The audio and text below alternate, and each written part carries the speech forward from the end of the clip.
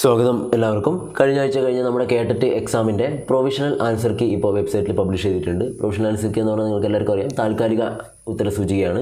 അപ്പോൾ നിങ്ങൾ നമ്മുടെ കേട്ടറ്റിൻ്റെ ഒഫീഷ്യൽ വെബ്സൈറ്റിലേക്ക് വരുവാണെങ്കിൽ അവിടെ കാണാൻ പറ്റും provisional answer key of KTET 2024 April എന്ന് പറയുന്നത് ഓരോ കാറ്റഗറിയുടെയും സെപ്പറേറ്റ് ആയിട്ട് ഇവിടെ കാണും. തൊട്ട് താഴെ തന്നെ കേട്ടറ്റ് ഏപ്രിൽ 2024 കംപ്ലയിൻറ്റ് ഫോം എന്ന് പറഞ്ഞൊരു സെഷൻ കാണും. അതിൻ്റെ ഓർഡറും ഫോമും അവിടെ കാണും. അപ്പോൾ എന്താണെന്നുള്ള കാര്യം കൃത്യമായിട്ട് പറയാം. അതിന് മുന്നേ നമുക്ക് ആൻസർ കീ നിങ്ങൾക്ക് ചെക്ക് ചെയ്യേണ്ടത് നിങ്ങൾ ഏത് കാറ്റഗറി ആണോ എക്സാം അറ്റൻഡ് ചെയ്തത് അതിന് കൃത്യമായിട്ട് കാറ്റഗറി 1, 2, 3, 4 ഏതാണോ അതിൽ പോയിട്ട് നിങ്ങൾ ക്ലിക്ക് ചെയ്യുക. അപ്പോൾ നമുക്ക് എന്ത് ചെയ്യാൻ പറ്റും, അവിടുന്ന് ആൻസർ കീ നമുക്ക് ഓപ്പൺ ചെയ്യാൻ പറ്റും. ഓക്കെ, ഇവിടെ ഒരു കൃത്യമായിട്ട് മനസ്സിലാക്കേണ്ട കാര്യം എന്ന് വെച്ചാൽ നിങ്ങൾ ഏത് സെറ്റാണോ അറ്റൻഡ് ചെയ്തത് ആ സെറ്റിൻ്റെ തന്നെ കീ കൃത്യമായിട്ട് നിങ്ങൾക്ക് നോക്കാൻ വേണ്ടി പറ്റും. അതായത് സെറ്റ് ABCD സെപ്പറേറ്റ് ആയിട്ട് ഇവിടെ കൊടുത്തിട്ടുണ്ട്.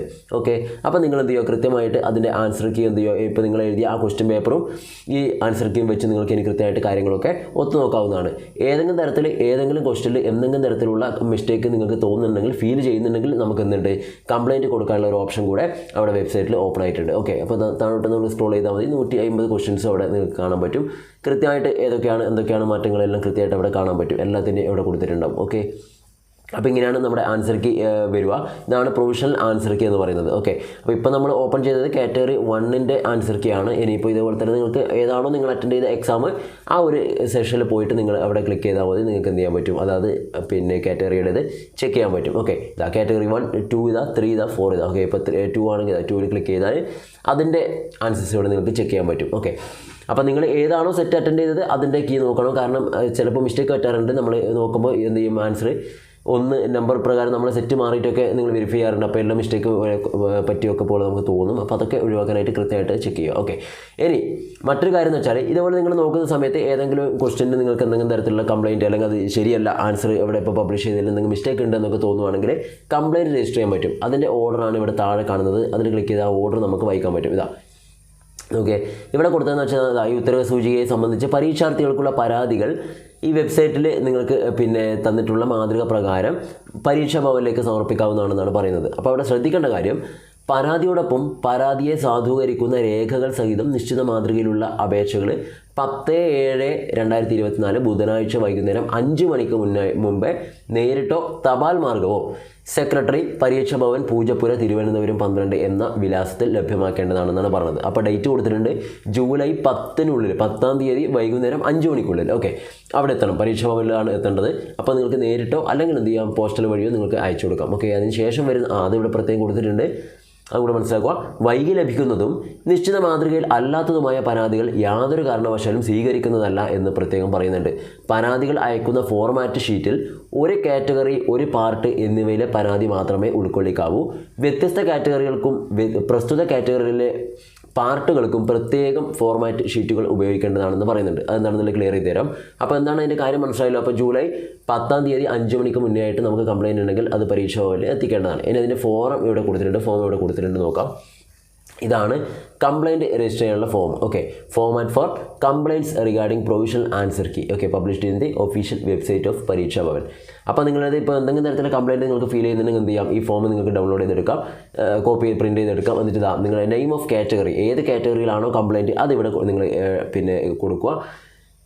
Part and subject. ഓക്കെ, നിങ്ങൾക്കറിയാലോ കാറ്റഗറി തന്നെ പാർട്ട് 1, പാർട്ട് 2, പാർട്ട് 3 എന്നൊക്കെ പറഞ്ഞുകൊണ്ട് ഓരോ പാർട്ടുകളുണ്ട്. അപ്പോൾ ഓരോ പാർട്ടിനും വെവ്വേറെ എന്ത് ചെയ്യണം, കംപ്ലയിൻറ്റ് ഫോം നിങ്ങൾ അയച്ചു കൊടുക്കേണ്ടതായിട്ട്. ഒരുമിച്ച് അയച്ചാൽ അവർ സ്വീകരിക്കില്ല, ഓരോന്നും വേറെ തന്നെ അയച്ചു കൊടുക്കണം.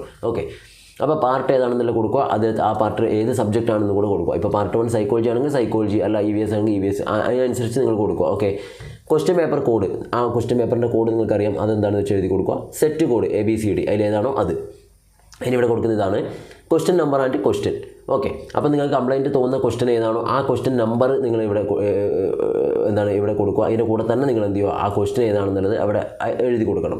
രണ്ടാമത്തത് option in the provisional answer key. Provisional answer key ഇപ്പം പബ്ലിഷ് ചെയ്ത ആൻസർ കീ പ്രകാരം ഏത് ഓപ്ഷനാണ് ഇവിടെ കൊടുത്തതെന്ന് വെച്ചാൽ അത് ഇവിടെ നിങ്ങൾ എഴുതി കൊടുക്കുക.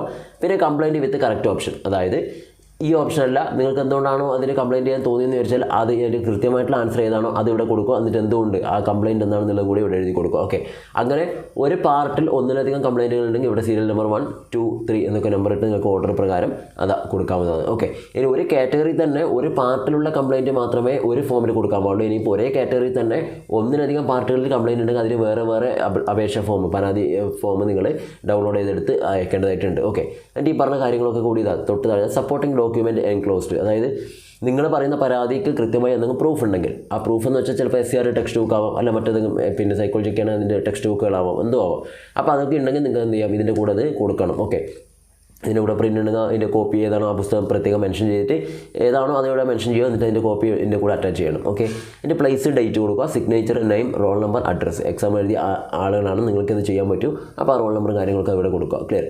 Please use separate sheet for each category and part. അതിവിടെ പറയുന്നുണ്ട്. ഓരോ കാറ്റഗറിക്കായാലും അല്ല ഒരു കാറ്റഗറി തന്നെ വ്യത്യസ്ത പാർട്ടുകളിൽ കംപ്ലയിൻറ്റ് ഉണ്ടെങ്കിൽ അതിനൊക്കെ പ്രത്യേകം ഷീറ്റ് നിങ്ങൾ ഉപയോഗിക്കണം എന്നാണ് ഇവിടെ പറയുന്നത്. ക്ലിയർ.